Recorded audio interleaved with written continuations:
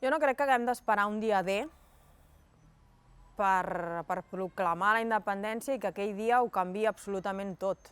Jo soc partidària de demostrar què vol dir ser independentista en polítiques concretes. Nosaltres hem de poder demostrar ja, en el present, quin és el país amb què somiem, no? I què és el que voldríem canviar, i portar fins al límit les competències i demostrar que nosaltres aniríem molt més enllà, però és que necessitem un estat per poder-ho dur a terme.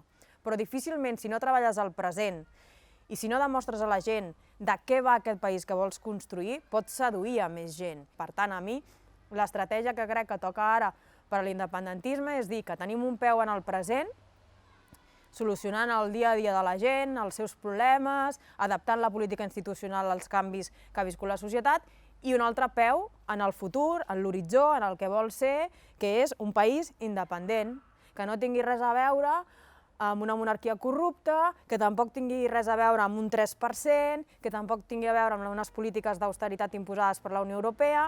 Jo crec que la independència no va desitjar-ho molt fort.